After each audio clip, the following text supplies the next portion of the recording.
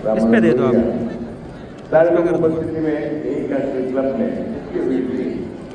कल हमारी गवर्नमेंट बनेगी और अगर मजदूरों के साथ कोई नाइंसाफी हुई तो इनकी आवाज कौन उठाएगा? वजह यही किसके साथ मुझे लिया कोई भी सरकार चाहे कांग्रेस की हो चाहे किसी की हो बीजेपी की हो, हमारा काम है मजदूरों के सामने कोई आएगा तो उससे टकराना, मजदूरों के सम्मान की रक्षा करना, इसका उद्देश्य है। लेकिन पिछले 10 वर्षों से अधिक 2015 से पहले हम लोग बैठे हैं ट्रेनिंग सेंटर अकेले एक साथ, पहली बार ऐसा हुआ है। हम एक साथ बैठकर एक साथ बैठते हैं, एक साथ बात करते हैं, एजेंडा भी एक होता है और फैसला भी सर्वसम्मति से होता है कि ऐसी सरकार जिसकी नीति देश के हित में न हो, देश के कामगारों के हित में न हो, देश के किसानों के हित में न हो, देश के मजदूरों के हित में न हो, देश के संविधान के हित में न हो, सब कुछ खत्म करना चाहते हैं। उनके एजेंडा में केवल के एजेंडा में केवल अडानी और अंबानी के अलावा कुछ नहीं, only corporate sector, nothing else. और जब ये देश आजाद हुआ, देश को आजादी मिली, इस देश के किसानों ने, देश के मजदूरों ने, देश के नौजवानों ने कंधे से कंधा मिलाकर वर्षों जेल में रहकर सड़क पे कर गांधी जी के नेतृत्व में जिन्होंने आधी धोती पहनी, आधी घोड़ी और चले, वो डर नहीं था। जहाँ सत्य होता है वहाँ डर या धर्म नहीं होता, डर नहीं होता है। जहाँ सत्य नहीं होता है वहाँ फिर कुछ नहीं होता। तो ये मेरे को आजादी मिली, देश को पंडित नेहरू ने अपने देश को ट्राई किया। 500+ public sector in the country to meet our requirements. चाहे इलेक्ट्रिसिटी हो, चाहे कोल हो, चाहे रेल हो, चाहे वो इलेक्ट्रिसिटी हो, चाहे वो ट्रांसपोर्ट हो, चाहे डिफेंस हो, चाहे रेल हो. There are so many important sectors in the country which serve the people and serve the nation. इस देश की गवर्नमेंट, इस देश का शासन जो बैठा है पिछले 15 थर्ड टर्म है, एक गलती किसकी है? एक गलती आपकी है, हम सबकी है। हम बोलते तो हैं उनके खिलाफ, उसके लीडर के खिलाफ, कि जब चुनाव आता है, वोट डालने का वक्त आता है, देश की जनता उसको फिर मोहर लगा के दे देती है। कहीं कोई कमी तो है, जिस कमी की वजह से हमारी कमी है, इस देश के लोगों की कमी है, हम उसको नहीं देख पाते और फिर कुर्सी पे आके बैठ जाते हैं। ऐसा शख्स जिसके दिमाग में आप है नहीं, जिसकी नीति में आप है नहीं, जिसके एजेंडा में आप है नहीं। बताइए, फार्मर किसानों का बोर्ड बनता है, फार्मर बोर्ड, उसका अध्यक्ष शरद पांड्या, वो इंजीनियर फ्रॉम महाराष्ट्र, और जिसकी कई इंडस्ट्री यूएसए और कई देशों में है, हिंदुस्तान में भी है, कि वो chairman of that committee, Adani, Ambani, Tata, they are member of that committee. There is no ABCD about the agriculture. उन्होंने कोड बनाया, फार्मर कोड, ऐसा कोड कि 99 ईयर्स के बीच में किसानों की जमीन ले ली जाए, भूमिधर को भूमिहीन बना दिया जाए, सड़कों पे खड़ा करके अडानी अंबानी के उसमें दे दिया जाए। लेकिन किसानों ने नहीं माना। 750 लोगों की जान गई थी दिल्ली में, और हमारे महान, इस देश के महान नेता, शख्सियत, प्रधानमंत्री राम के झुकने में झुक जाता है, ट्रांसफर में झुक जाता है, लेकिन देश के किसान 750 मर जाते हैं, आया तक नहीं। बताइए ये कैसी बात है? हम इसको झेलते चले आ रहे हैं। क्योंकि बहनाबाजी जी बैठी हैं, इसी ताल कटोरा में हम लोगों ने जब सम्मेलन हुआ तो सारे कहा था, किसानों का भी संयुक्त सम्मेलन, कि एक ही चीज है, एक ही डिमांड है, एक ही नीति है, एक ही नारा है, मोदी को हटाओ और देश को बचाओ, नथिंग एल्स। कोई दूसरा इसका विकल्प नहीं है। देखिए, संघर्ष का कटोरा इसमें नहीं हो सकता। हम बात कर सकते हैं, अपनी बात कर सकते हैं, नारा लगा सकते हैं, लेकिन जमीन साहब भी कहते हैं, हमेशा आज शर्मा जी भी कहते हैं, मंत्री जी भी कहती हैं, सड़कों पर उतरना हो।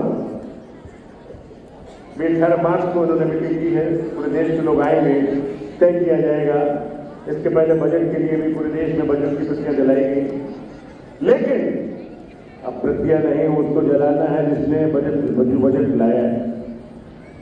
जलाने का मतलब शरीर को नहीं, उसकी आत्मा को झकझोरना है, कुर्सी से हटाना है, क्योंकि देश को बचाना है। देखिए, कुछ और कहूंगा, लेकिन 2 लाइन कहना चाहता हूं, बहुत ही सरल कंक्लूड करता हूं। जैसे आपकी आज्ञा हो, नारी की आज्ञा तो बड़ी जबरदस्त होती है। आपने कहा है तो हमें बैठना पड़ेगा। 2 लाइन है, उर्दू में है, क्योंकि अगर इसको उन्होंने कहा अगर मैं विस्तार से कहता तो घंटों लग जाते। अगर वो पूछ ले हमसे तुम्हें किस बात का गम है, अगर वो पूछ ले हमसे तुम्हें किस बात का गम है, तो फिर किस बात का गम है अगर वो पूछ ले हमसे। वो पूछते नहीं है मोदी साहब, उनके रजिस्टर में है ही नहीं है, डायरी में है नहीं है। न किसान है, न मजदूर है, न नौजवान है। 65 लाख वैकेंसियां खाली है इस देश में, लेकिन पता नहीं कहां जा रही है, खाली जगह भरने नहीं। अब भी जाओ और वापस आ जाओ, सैनिक का सम्मान नहीं। बिना टेलीविजन के, बिना किसी की मदद के इस देश के नौजवानों ने 3-4 दिन तक इस देश को बंद किया। पहली बार है जो भारतीय रेल एक्सीडेंट कितने हो रहे हैं, रेलें बन रही हैं, पटरियां नहीं बन रही हैं, इंजन वही है, सब कुछ पुराना है, केवल नाम नया है। कैसे चलेगा देश का defence sector? Different sector men to defence nation people of the country, nation, देश को, देश के लोगों को बचाने के लिए। उसको भी अडानी अंबानी को तेरे की सोच रहा है, सब कुछ अडानी अंबानी नोटे बढ़िया है, तो ये अडानी अंबानी भारतीय रेल है, डिफेंस ट्रेडिशनल है, पावर सेक्टर है, ट्रांसपोर्ट सेक्टर है, स्टील सेक्टर है, कोल सेक्टर है, सारे पावर सेक्टर को आप दे देंगे, लेकिन ऐसा होने नहीं देंगे।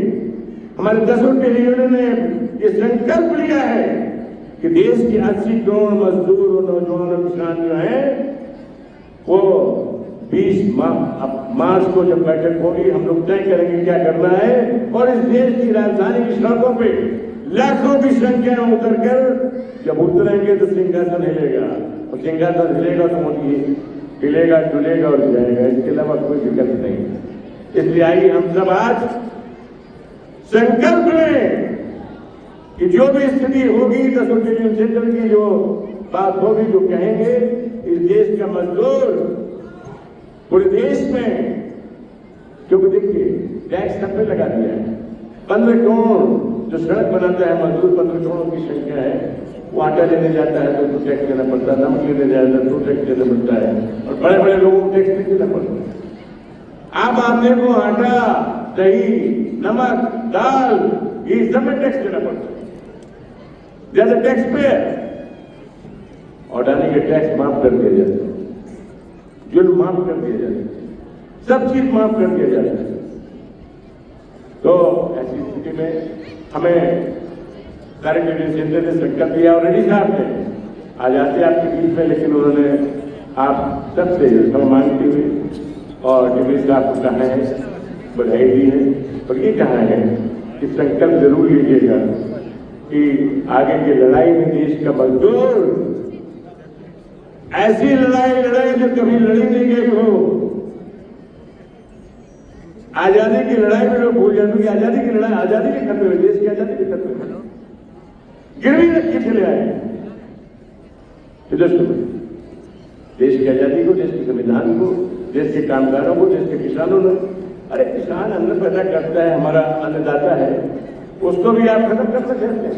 अपने अन्नदाता को, अपने कामगार को, एक जो खलियान और कामगार जो कारखाने में काम करता है, क्या नहीं बनाता है? वो न हो तो हमारे शरीर में वस्त्र न हो, खाना न हो, गाड़ी न हो, कलम न हो, कागज न हो, सब कुछ तो बनाता है। जीवन से बड़ी हुई चीजें को, हर चीज में उसका योगदान, लेकिन हम समझते नहीं। ना समझी है इस देश के शासक की, उस ना समझ को न समझदार बनाना नहीं, उसको हटाना है। बस यही आपसे कहता हूं कि हम सब मिलकर संकल्प लेते हैं कि आइए लड़े और उसको हटाएं। जय हिंद।